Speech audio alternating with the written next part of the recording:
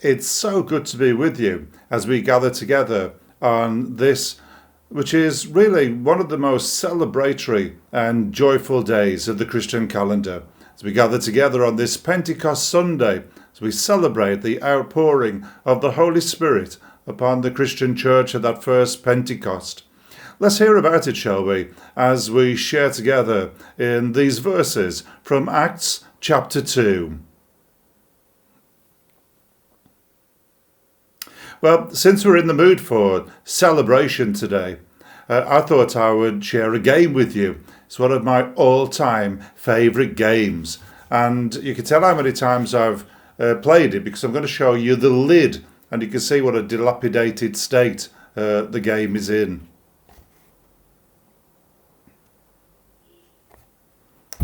Absolutely love this game. I've been playing it ever since I was a little boy, and I have to share a little secret with you now, and that is that I've always been a bit disappointed if I haven't been the car.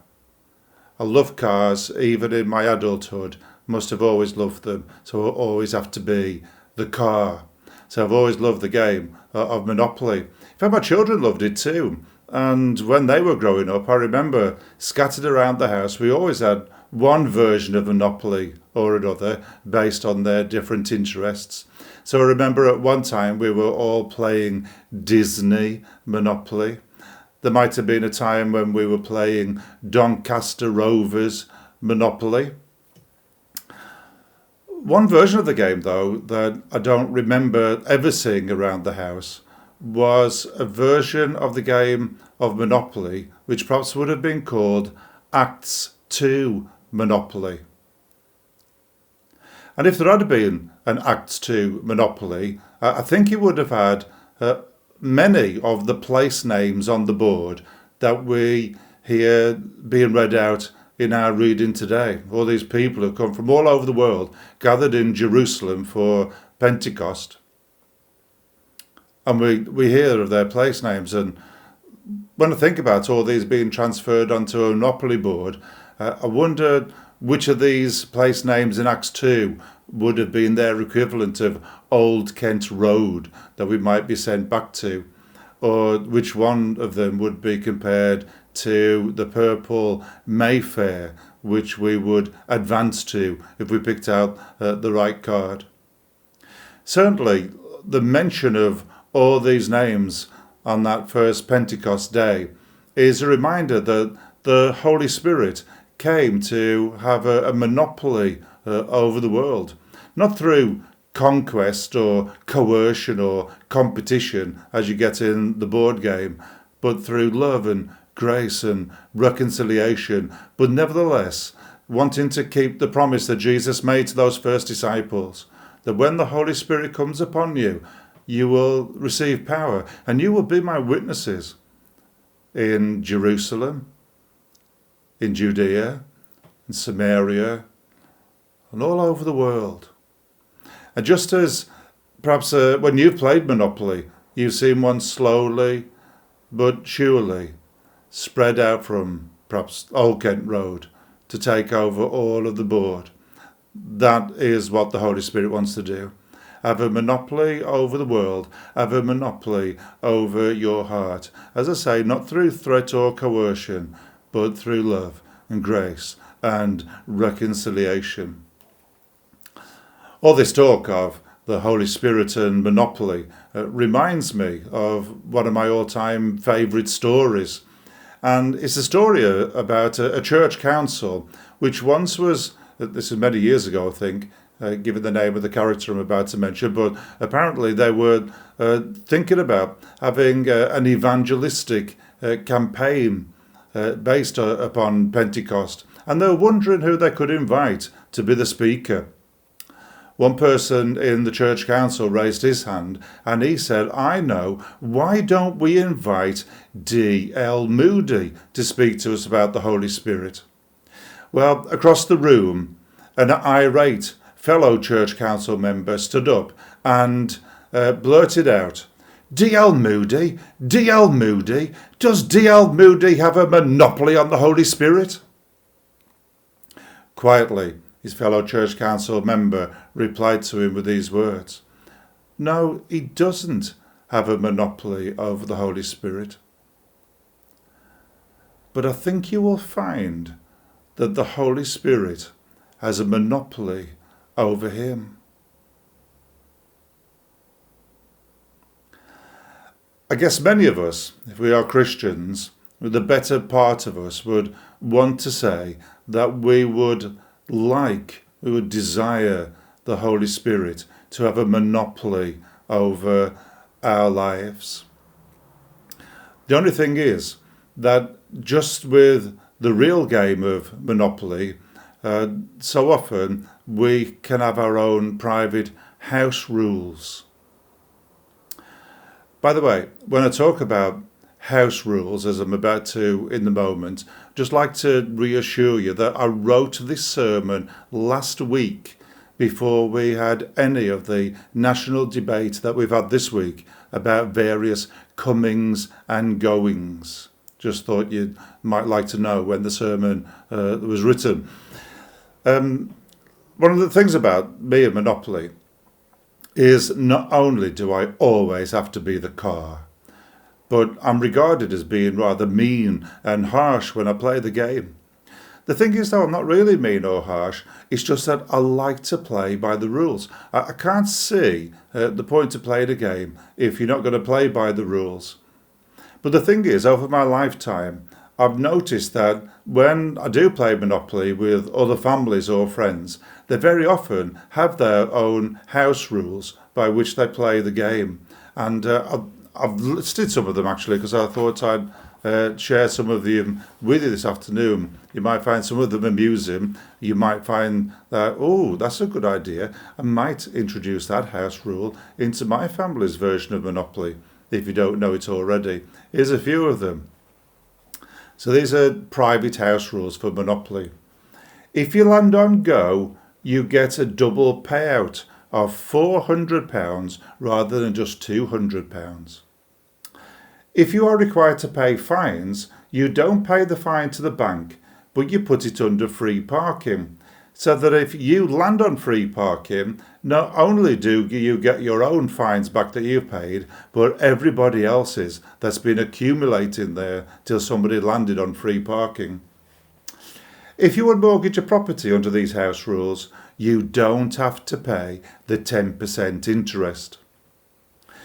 If you are forced to sell houses under the normal rules, they are sold back to the bank at half price.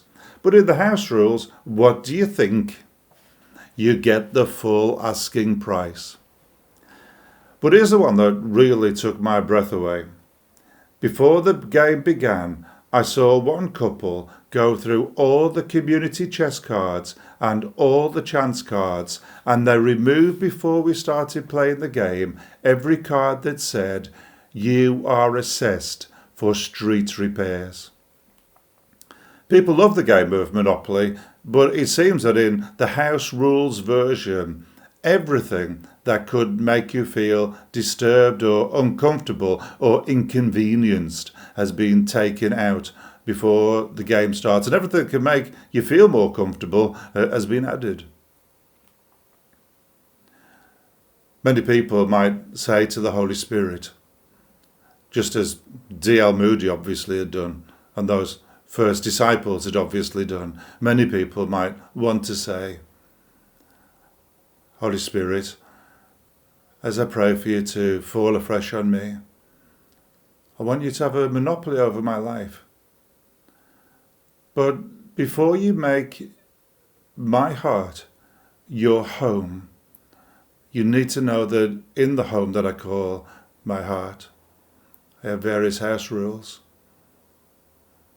So, Holy Spirit, I like the sound of the tongues of fire, but on the other hand, all sounds a bit unpredictable and uncontrollable. And I like things to be predictable. I like things to be under my control. So I'll tell you what, Holy Spirit, rather than the tongues of fire, why don't we play by my house rules, and couldn't we just reduce it to a little flicker, perhaps? And what's all this stuff about the sound of a mighty rushing wind all sounds a bit dramatic to me, but do you know, it's not my personality to do drama. So I tell you what, couldn't we just reduce the sound of a mighty rushing wind to, what shall we say, gentle breeze? A draft under the door, something like that. And then there are others, they might say to the Holy Spirit, at the very same time when they say, fall afresh upon me and make a monopoly of my life, they'll also be saying under their house rules, but Holy Spirit, you need to know. There are parts of my life that I will never surrender on the monopoly board of my heart. So some might say, you will never have the Angel Islington of my anger. Another might say, you will never have the Liverpool Street of my lust. Another might say, I will never surrender to you the Park Lane of my pride. Oh yes, in some ways they feel drawn towards asking the Holy Spirit to have a monopoly over their lives. But then the comfortable part of us doesn't like the uncontrollable, the unpredictable. We don't like the disturbance of that first Pentecost that so disturbed the peace in the neighbourhood. We don't want the people attracting that kind of attention. And there are so many things within us that we find difficult to surrender. One of the things that the Bible tells us about the Holy Spirit is that he is the spirit of adoption by which we are enabled to call God Abba, Father. This word Abba, which is a word of intimacy in the home and translates into English something along the lines of dad or daddy. So the Holy Spirit of adoption enables us to call God Dad. Well, I once saw somebody walking around with a t-shirt with Dad emblazoned across the front of it, D-A-D. And underneath it spelt out what the letters of the name meant. Dominated and domesticated.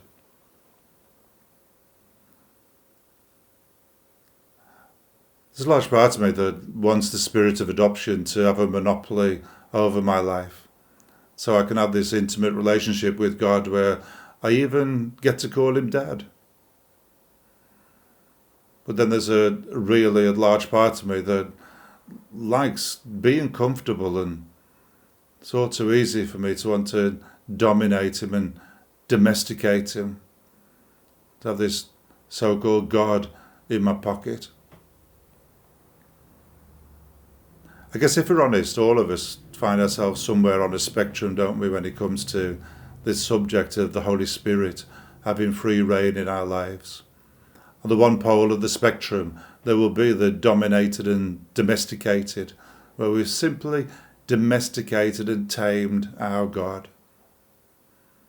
And on the other pole of the spectrum, there will be this place where we've come to, where the Holy Spirit indeed does have a monopoly over our lives. And all of us in some ways will be somewhere on the spectrum, from the DAD to the monopoly. Perhaps this Pentecost, we could ask ourselves afresh, where do I think I stand on that spectrum? Do I stand in the place perhaps that I even stood last Pentecost? Have I moved in one direction or the other? And where do I stand in relation to where I think I ought to stand? Where there's a part of me that would really want to stand? Have I come to a point where I can pray afresh? Holy Spirit of the living God, come and have a monopoly over my life.